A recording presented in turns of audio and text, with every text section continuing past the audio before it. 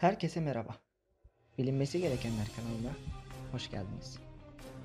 Dünyada sayısız güzellik ve müthiş bir nizam bulunmaktadır. Yüce Allah'ın yarattığı tüm bu güzellikler uzun araştırmalar sonucu ortaya çıkmakta ve insanoğlunu hayrete sürüklemektedir.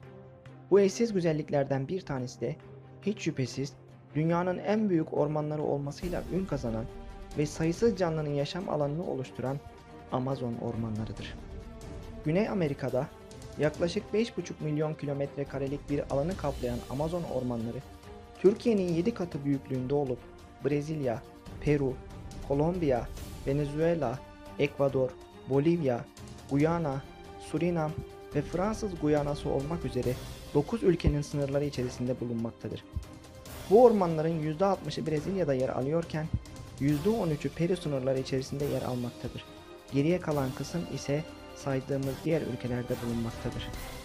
2010 yılından beri toplamda 400'den fazla yeni bitki ve hayvan türü keşfedilen Amazon ormanları içerisinde 40 bin çeşit bitki türü bulunuyor.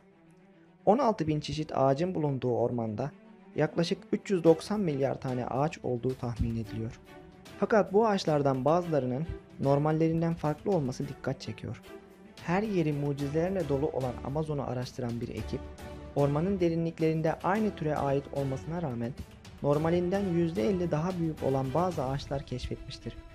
Normal boyutu 40 metre civarında olan ağaçların sanayiden uzak bölgede olması gibi bir sebeplerden dolayı 80 metrenin üzerinde bir boya ulaştığı tahmin ediliyor.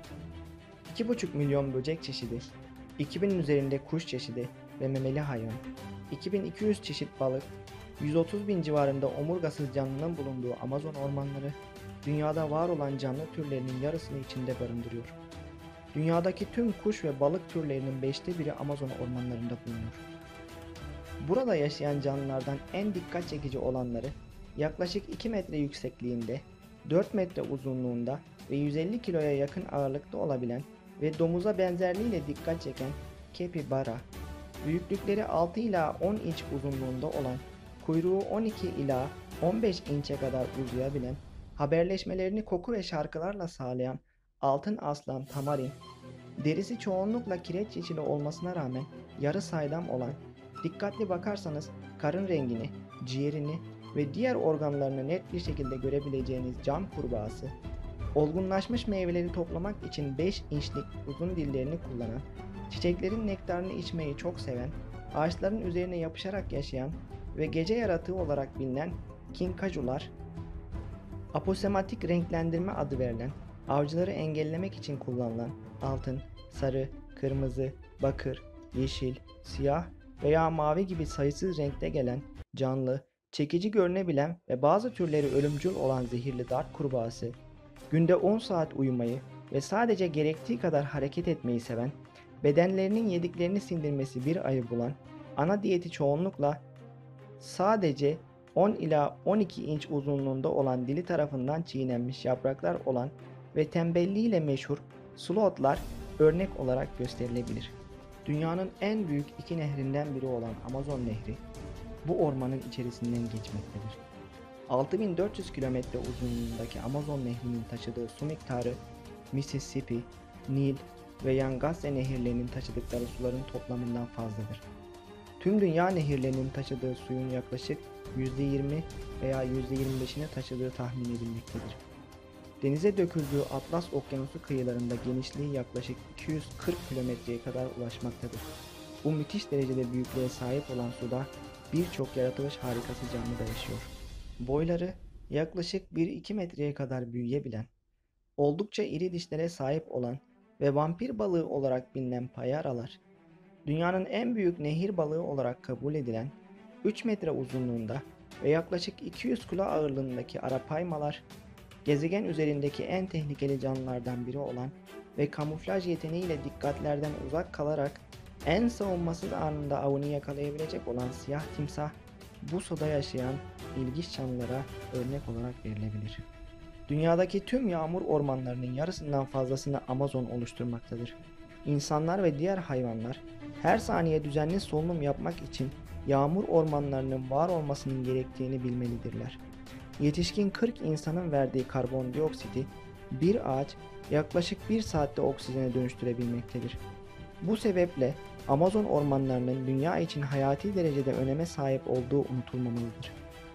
Zira Amazon ormanlarının en büyük özelliklerinden biri atmosferdeki karbondioksit dengesini korumasıdır.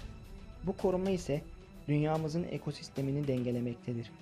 Ayrıca yılın her mevsimi sıcak ve nemli olan Amazon ormanlarında hava günlük güneşlikken dakikalar içinde kararıp yağmur yağmaya başlayacak derecede nem üretmektedir. Hatta kuru ve güneşli havalarda bitkilerin terlemesi sonucu oluşan sis bulutu ile Amazon ormanları bazen kendi yağmurunu kendi oluşturabilmektedir. Burada bitki örtüsü o kadar sıktır ki Amazon ormanlarının zemininin %20'lik kısmına güneş ışınları hiçbir zaman ulaşamamaktadır. Buna rağmen bu ormandaki ağaçlar yıl boyunca yaprak dökmemektedirler. Eski yaprakların yerine sürekli yenileri çıkmakta ve orman tüm yıl boyunca yeşil kalmaktadır. En çok merak konusu olan kısım ise bu ormanda yaşam var mı sorusudur. Cevabı ise evet. Amazon ormanları içerisinde dış dünyayla hiç iletişim kurmamış ilkel kabileler yaşamaktadır.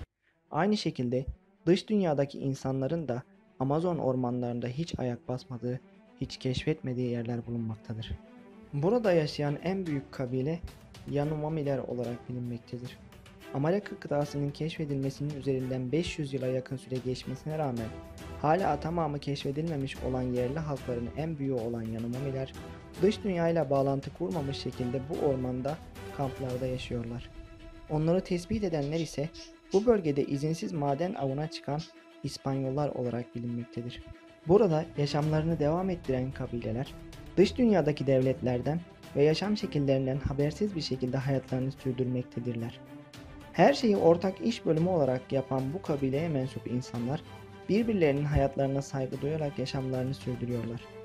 Kadınların, çocukların eğitimi ve bahçelerle ilgilendiği kabilede erkekler avcılık ve balıkçılık görevini üstleniyor.